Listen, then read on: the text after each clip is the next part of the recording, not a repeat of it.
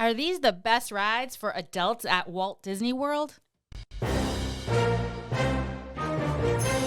Well, there's a lot of things for adults to do at Walt Disney World, even though people say it's for kids. It's not. There's so much to do and have fun, even if you're an adult. Okay, with number 1 being Avatar Flight of Passage.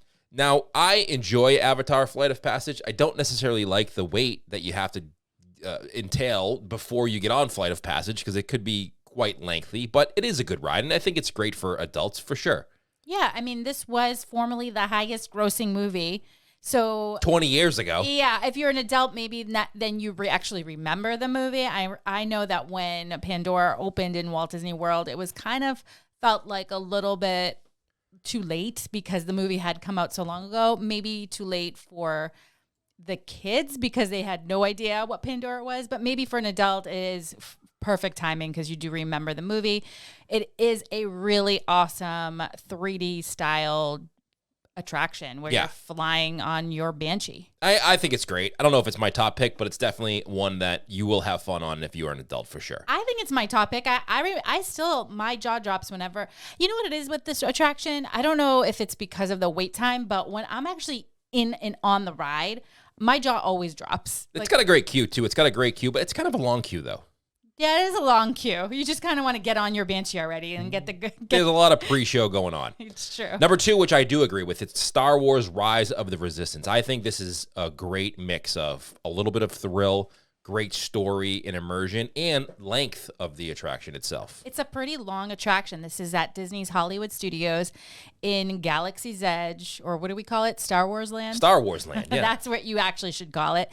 It is where, if you're a Star Wars fan, it's truly an amazing experience. But even if you're not, the ride itself is pretty great. It's 18 minutes. There's a couple of attractions that can make you into a fan of the movie, even if you're not. This is one of them. It's an 18-minute adventure, immersion through the Star Wars fantasy, and you get to kind of see the story a little bit unfold because it is such a long ride that maybe it'll get you to go watch the movies if you're not a Star Wars fan. And I mean, I think it's worth noting that the way you sit on this attraction, it's pretty comfortable. Definitely. Okay. All right, now I definitely disagree with this. Millennium Falcon Smugglers Run. Like, I don't think this should be anywhere on the list because it's a good ride, but it's not great unless you're the pilot, and only one person gets to be the pilot. Number 3 is, yes, Millennium Falcon Smugglers Run. This is also in Galaxy's Edge.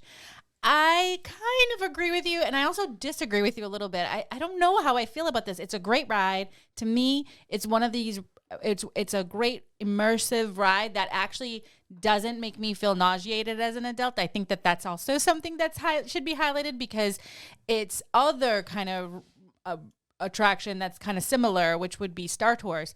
I have a hard time going on without my relief band. It does make me a little nauseated sometimes. This one doesn't do that, but I kind of agree with you. It's not as exciting unless you're sitting up at front. I think this one is a skip ride, and you should just use... skip it completely. You should just use that opportunity as an adult to kind of take some photos of Galaxy's Edge and the Millennium Falcon itself instead of going on the ride. Unless you can somehow convince your kids to sit in the back. Which they won't let you. They won't. Yeah. All right, moving on. Number 4, this is Space Mountain. Okay, this should be number 1, but I know that some people have a hard time with this. They say that their back hurts sometimes. I don't have that feeling on this ride. It's my ultimate indoor roller coaster with outer space theme. It's epic. It is a little jerky. That's what I mean. I think that's what adults might say as well, but it's on this list. This is not only is this a great ride for adults, but it's a classic, and it's a must-do every time you go to Walt Disney World. I know people say that the Disneyland version, especially adults, which is why I'm surprised this is on the list, say that they prefer the Disneyland version mainly because it's a much smoother ride. But for me, I love that classic roller coaster feeling where it is jerky and you do feel like you're going to fly out of your rocket. To me, that makes it way more fun. There's something about it being a space mountain, right? You're in space, and when you have the single rider spaceship, it feels more like a spaceship than when you're sitting next to somebody. Oh, for sure. So I think Walt Disney World is better version. All right, number 5, Rockin roller coaster. Now, this is a great attraction, and people love roller coasters. So this is one of the one of the few really thrilling, fast attractions in Walt Disney World. And it's Aerosmith. Who doesn't love Aerosmith as an adult? I love that band so much. It makes me smile. Every time I hear it on the radio, it makes me think of Rockin' Roller Coaster. Don't necessarily love going upside down on roller coasters. I've talked about that on our regular podcast a bunch. This one, though, it's smooth enough where it doesn't hurt to go upside down. By the way, hit the subscribe button if you're new to the YouTube channel. Leave a comment below of if you agree with this as we go through the list here. And don't forget to share this out with your friends to have them come join us here on the UTM TV YouTube channel. So what do you think? I don't like the fact that it goes, listen, I know it needs to go over your shoulders, although the Velocicoaster goes upside down and it doesn't go over your shoulders, so maybe that technology will change. But I don't like the way the harness comes over. To me, it makes me really feel claustrophobic, especially if there's a wait before the ride gets going. You know how sometimes there's a little bit of a wait and you're stuck there with the harness over your shoulder? I hate that. I don't like that feeling at all of having to not be able to move while you're waiting. So I think this is great. I don't know if it's on my top list. Yeah, I think it's on my top list, but I understand where you're coming from. However, I think out of all the coasters I've ridden, this one, other than can't compete with Velocicoaster's technology nowadays, but I think for an upside down coaster, it's very comfortable. I never hesitate to want to ride. Yeah, all right, I agree with you. All right, next one, Splash Mountain. Is this an adult favorite? Only because most adults I know don't want to be wet. I know. I don't know how this is very much I mean, I guess it is an adult ride, but I agree with you. I don't love to be wet, so it's got to be a really hot day or something that I don't care about what we're doing later on in the day if I do get wet. But this is a great ride. I love it, but I don't know if it's on my top must-dos every time I go. Says, putting every other log flume to shame, Splash Mountain sends you to Briar Rabbit in search of the laughing place, which 100 animatronic animals. Again, you would think that adults kind of get maybe not love, but I'm glad it's on here because I do think it's a fun attraction. Well, maybe once it becomes Princess and the Frog, it'll be on your top list again. Who knows, right? I don't know. No, I'm not saying it's not on my top list. I'm just saying I'm surprised that a lot of adults. I'm surprised it made on this list because, like I said, I no adult I know is really happy when they're. It's one thing when your shirt is wet or maybe your shorts, but another game when your shoes and socks are wet. Listen, kids love getting soaked. I don't know many adults that love getting soaked. Right. So I don't know how this made a top list for adults. Top list, yes. Top list for adults, maybe not. Number 7. This is an adult that really loves coasters. Number 7 is Expedition Everest, Legend of the Forbidden Mountain. I think this is one of the best coasters in all of Walt Disney World. Yeah, this is located at Animal Kingdom. I think this coaster is intimidating from the ground. When you look up, it goes really high. It took me a little bit, and I love coasters, but it took me a little bit to get the courage to ride, and I'm so glad I did because it is such a fun coaster. Not only that, but what a great view when you're going up to the top of where the first drop is. Totally. It's one of the best views you're ever going to get in the Walt Disney World Park. Both day and night views are amazing. I love to be up as I'm climbing up, and I love to be able to look out and kind of see what I can identify out there from outside of either Orlando or inside the park itself. I agree, totally. Okay, number 8, Test Track. As lovers of motorsport, we're somewhat partial to this awesome attraction. I think this ride is really fun. And you love this one. I really do. And it's funny because I think it took me a long time to really find the love of this attraction, which it's funny to say that out loud because this is one of the most popular attractions inside Epcot. When people are doing the, quote, rope drop, which means as soon as the park opens, they're heading to this attraction to get it done. I never could understand what the big deal was, but I guess what I just didn't do was back to trying to have that kid feeling like a kid again, maybe going into this ride with a better attitude, maybe. I completely love this one. It's really comfortable, which makes a big difference for me when I'm riding. And it's fun all the way from the start to the finish. It is a good ride, too. If you're a big guy, it's a good ride to go on because there's plenty of leg room. Oh, good point. And it's one of the thrilling rides in the parks that does give you a little bit of moving around space in there. So I agree with you. It's great. It's not my favorite, but I love it. Number 9, Big Thunder Mountain Railroad. Now, you love Big Thunder Mountain Railroad. I do too. I think this is great. And I think this is a mix of classic and exciting. This one is set against the American Gold Rush of the 1850s, which really fun for me on this ride, especially if you get to go to hear our Unlocking Big Thunder Mountain Railroad episode. I forget what number that is, but if you just put in the search tab on iTunes or Stitcher Radio, or unlockingthemagic.com, our website. You could do that as well. You just do Big Thunder Mountain and it will come up because it's really fun to hear what the importance of this ride is that it's haunted. And I think when you know that going in, it's even more fun. Another great photo opportunity as well. If you want to share some photos on Instagram or wherever it is for your trip, this is a great photo opportunity. Very photogenic place. Do adults love the gram? I thought only teens. I think adults, I think, you know what? In 2022, it's more adults than it is teens. Gotcha. Teens are on TikTok now. Come on. Yeah. Don't you know that? Yeah, I do. So anyway, I love this ride. I love riding day and night. Nighttime is a whole nother experience. Keep your eye on that main train when you're riding. Trust me when I tell you, if you just focus on that, it's going to be a really fun, cool experience because then you'll get to really feel how haunted your train is and it's out of control. It's the wildest ride in the wilderness. It really is. Okay, number 10. We're almost done. Yeah, number 10.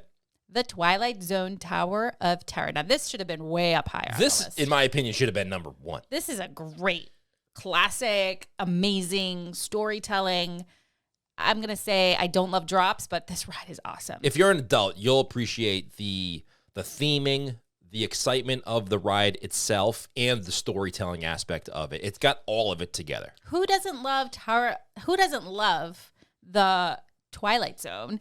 And being able to actually walk through the story of the Twilight Zone and be part of the story is amazing to me, and this is what Disney does so well, and I appreciate it as an adult. I know the kids love it too because the drop is just so intense and fun, but it's just from the queue all the way to the ride itself to the ending, even the gift shop is one of my favorite places. And it's one of those rides too that the drop is different every time, so no matter how many times you go on it, you're most likely not going to feel the same.